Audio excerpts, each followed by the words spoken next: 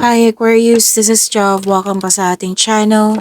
By the way, Aquarius, this is your timeless reading, general reading. This is about your 3 months from now, February, March, April 2026. Gamitin ang reading na ito bilang kabahin lamang. Tandaan, Aquarius, ito po ay general reading.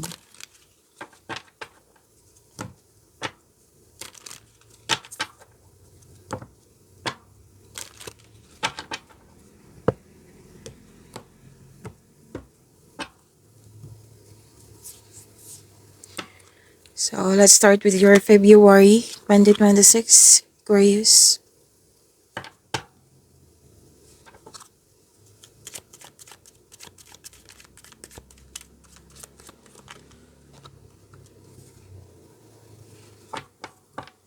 Energy.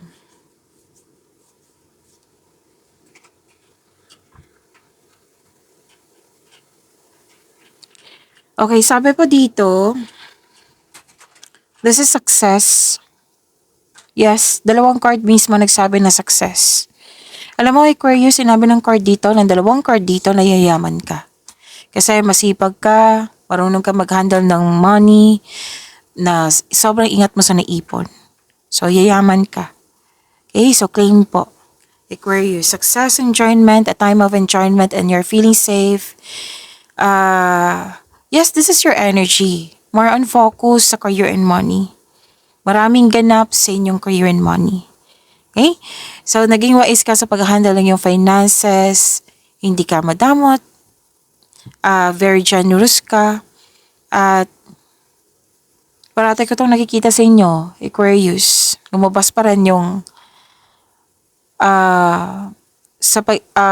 naging busy ka kasi. Naging busy ka. Tapos after nito, magbabakasyon ka.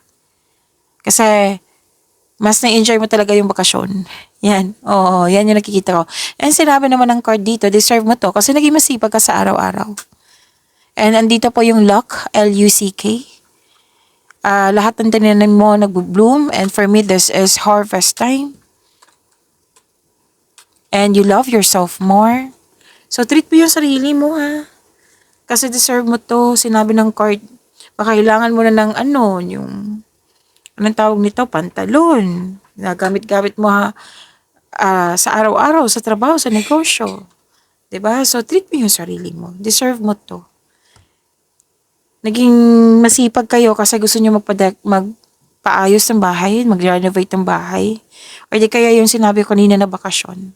Basta you are into inner peace. Mas pipiliin mo talaga yung inner peace.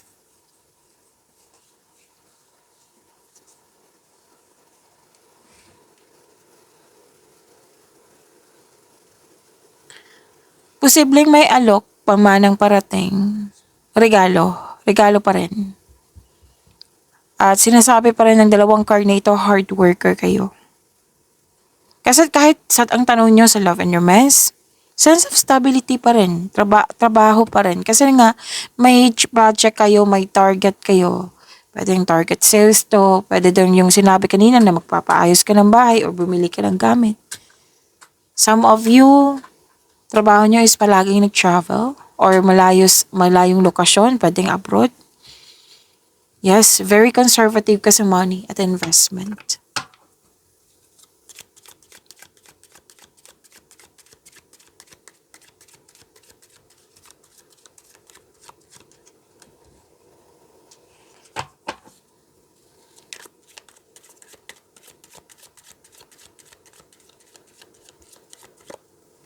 Career and money, Aquarius, ngayong February 2026. Kailangan po ng balanse. Control, monitor, and save your money para mas lumago pa ito. Yan ang sabi. Tapos, enough time for yourself, to your partner, to your family.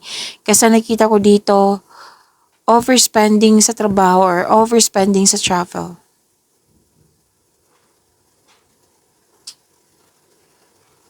Grabe ha, puro pera nakikita ko dito. Trabaho, pera. From here to here. Success pa rin to. Aquarius at opportunities. May opportunities pero nagkaroon ka ng hesitation. Gusto mo pero mas nangibabaw yung hesitation po. Ang sabi ng card, na itong opportunity na ito ay magbibigay ng kaunlaran sa iyo. Increased prosperity. Basta sipakan nyo, magbigay ng tiyaga, gumawa ng konkretong plano. Basta galingan nyo na magkaroon siya ng positive outcome. Kasi kung magkakaroon siya ng recognition, dadagsa yung opportunity sa iyo. So ito yung magbibigay ng increased prosperity sa iyo. Pwedeng dagdag trabaho or dagdag kaalaman to. May offer nga ng negosyo, oh. So puro, di ba? From here sa inyong energy, puro trabaho. Pero ang ganda naman kasi, yung resulta is pera kasi. Financial growth.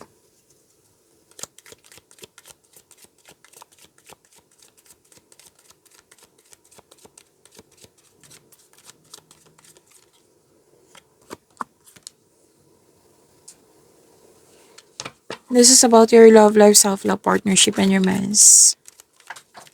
Huwag niyong kalimutan na mag-subscribe sa channel natin at i-click yung bell notification para updated po kayo sa reading natin.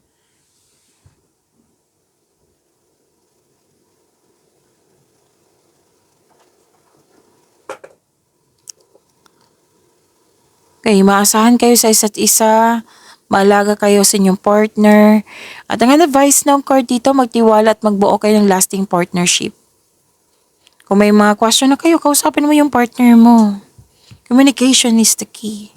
May nakita rin ako dito mabubuntis, nanganak, fertility po ito, or mag-start na ng family. You have abundant in life po.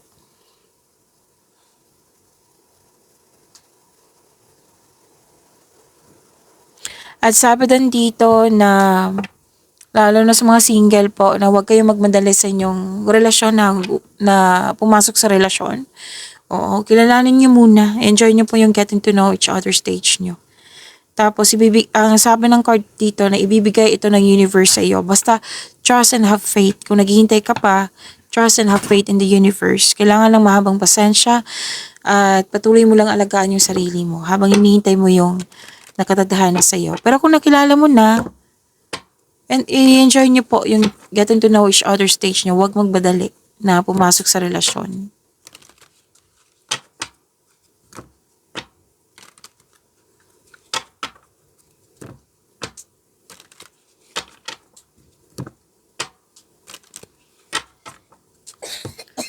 March 2026 para kay Aquarius.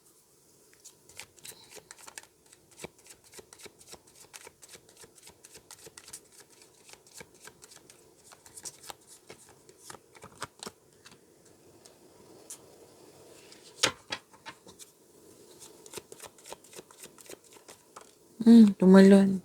I don't read reverse card ha. Tandaan nyo yan sa mga bago dito.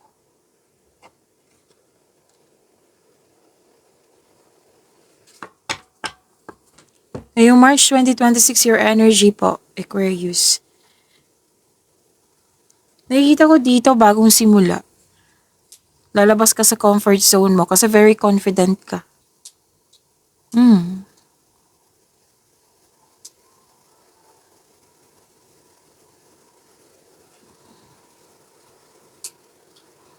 Sa mga single ha, huwag kayong matakot ma-in love ulit. Okay, kung may trust issue pa kayo, then kailangan mong i-fix muna yung sarili mo, like magkaroon ng forgiveness sa past.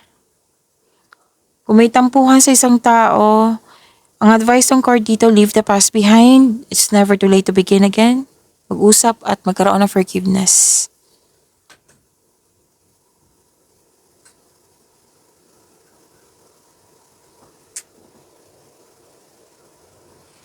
Parating lumalabas yung sa'yo, itong card ni ito na kailangan ng pagbalanse. Okay. Nagkaroon ng pagkakaisa. Wow, may ganap na divine timing. May katahimikan, may nagtutulungan. And please know that you are divinely guided. Natutulungan ka lang. Kung nagkaroon ka ng challenges or struggles sa March 2026, tutulungan ka ng universe. Kailangan lang po ng mahabang pasensya. Ibibigay po ng universe ang iyong desires. Oo, na magkaroon ng reality.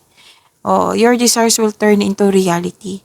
So, kailangan lang po ng balanse, create a calm atmosphere. Okay? Sa yung energy.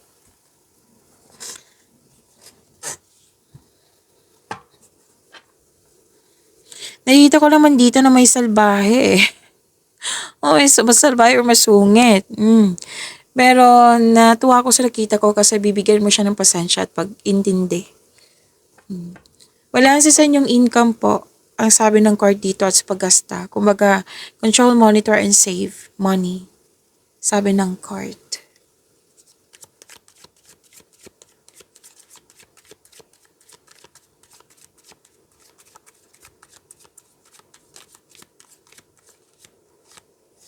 Career and money po,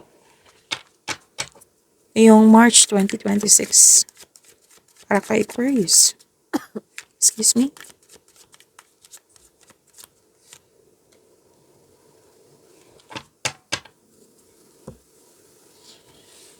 Magaling ka sa mga ginagawa mo. Magaling ka na leader, magaling ka sa mga ginagawa mo. Kampante, success to eh.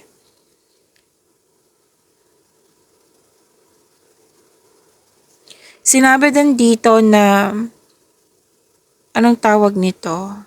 Very passionate ka sa gusto sa buhay. Like, binibigyan mo talaga ng time and effort yung passion mo. Okay? At recognition eh. You're feeling powerful and enjoying being recognized in your workplace. And, okay. Makinig kayo sa inyong intuition kasi tutulungan talaga kayo ng intuition para ma-increase yung prosperity nyo. Okay? Makinig. Kung pwede po, kung gusto nyo.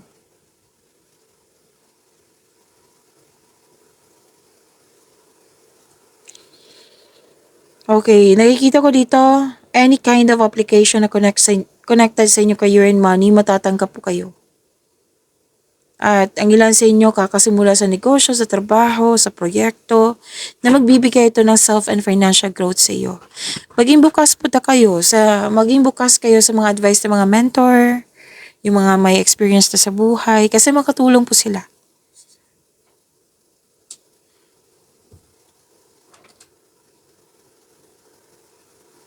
At sinabi din dito na develop mo yung hobbies mo, pwedeng bagong hobby to, para magamit mo to pandagdag income. So, you're very focused sa mga ginagawa mo.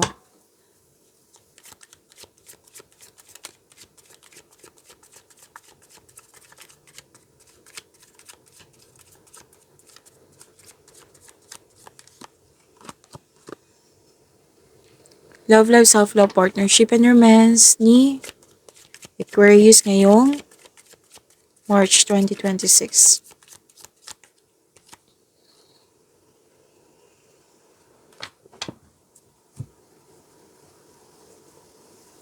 So, huwag niyong kalimutan na mag-subscribe sa channel natin at i-click yung bell notification para updated po kayo sa reading natin. At maraming salamat din po sa mga nag-share at sa mga nag-like sa video natin.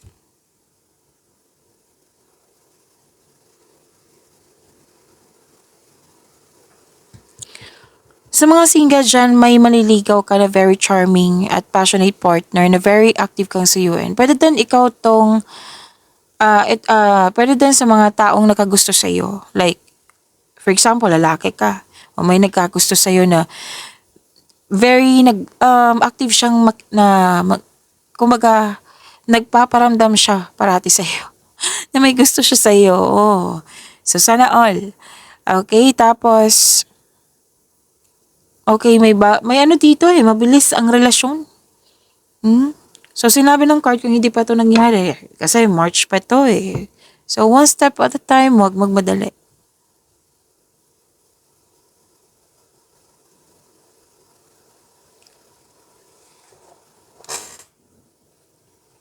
Okay, nag-move on na kayo sa mga toxic, sa mga nangyari or situation na hindi nagbigay ng growth.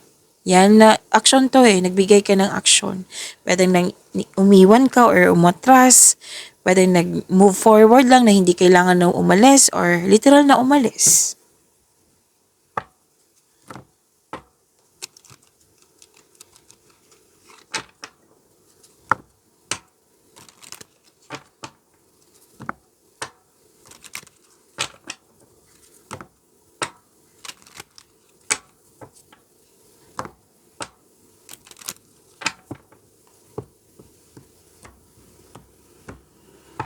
This is about your April. Oh, April na tayo, 2026.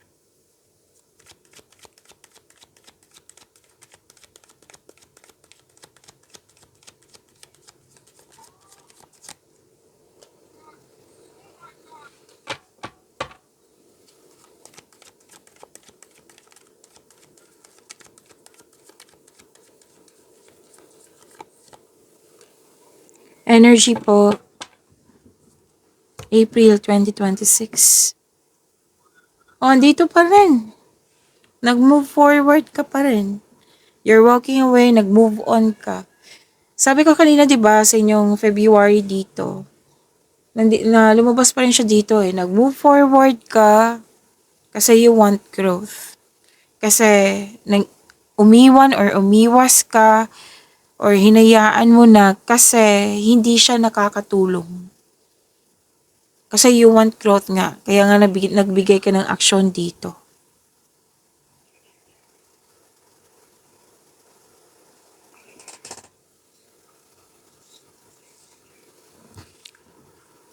May mensahe na parating at very excited ka nito. Oo, na excited ka tapos sabi ng card kasi gagawa ka ng aksyon eh. Sabi ng card, huwag magpadalos-dalos, alamin mo muna. Isipin mo yung susunod na hakbang. Makakatulong po yung konkretong plano po. Very excited ka dito eh. Para sa improvement mo to, itong in-offer sa iyo.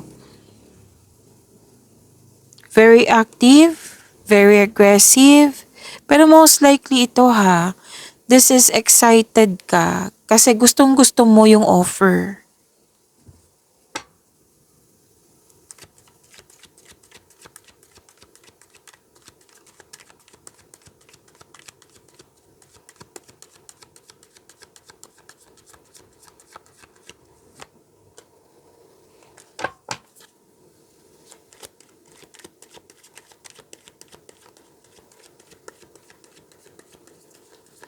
Career and money na tayo, Aquarius. Ngayong April po, 2026.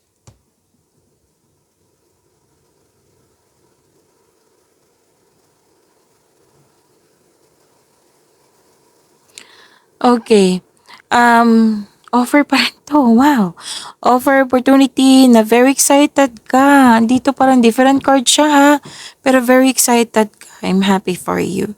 Kasi naka-align to sa passion mo. Alam na alam mo yung gagawin mo. Kaya sobrang excited ka. Sobrang busy mo dito. Maraming travel or di kaya yung nag-support sa iyo from malayong lokasyon or di kaya nagpapasweldo sa iyo dito ka sa Pilipinas pero yung nagpapasweldo sa iyo malayong lokasyon or abroad. Sobrang busy. At may advice ang card nyo dito na sa, di ba, busy ka. Kailangan mong i-prioritize mo yung task mo na may time management. Kasi mukhang may deadline, promises, commitment. Just make sure you can deliver on your promises.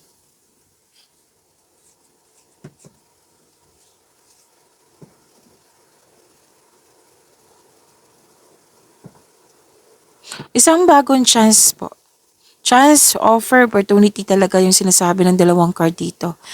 Oo, na kailangan kasi ng kilos eh. Sinabi ng card na huwag kang mag-alala, huwag kang mag-hesitate kasi divinely guided ka oh. Oo, meaning to say, this is naka-destiny sa iyo na kailangan, binigay ng universe sa iyo na kailangan mong pagyamanin. Kailangan mong bigyan ng aksyon. Okay, so sana'y mawala tong pagiging mainipin or hesitation. Okay?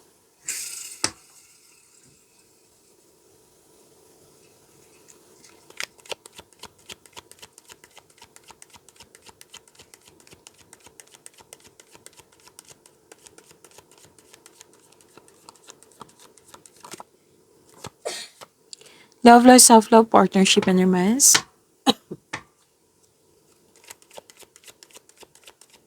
Ngayong April 2026 para kay Aquarius.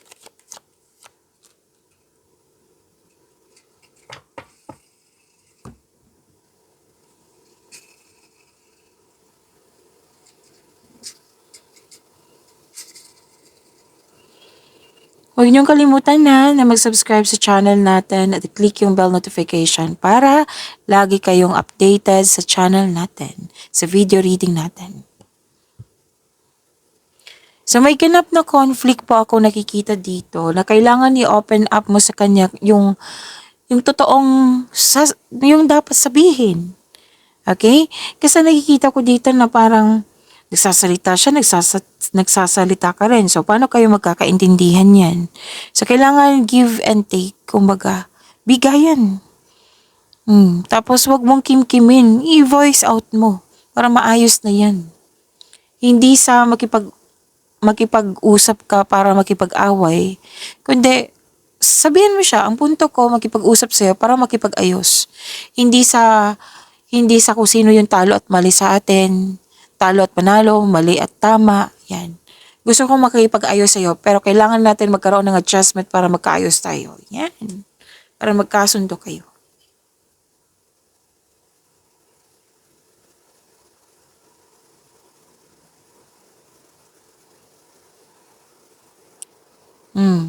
Kasi sinabi dito na pinahalagan mo yung connection mo sa isang tao. Remember, pwedeng hindi to sa partner, pwedeng sa matalik mong kaibigan, taong malapit sa iyo. Okay? So, pag-imanin niyo po yung blessings na binigay sa inyo. Aquarius, see you tomorrow. Maraming salamat.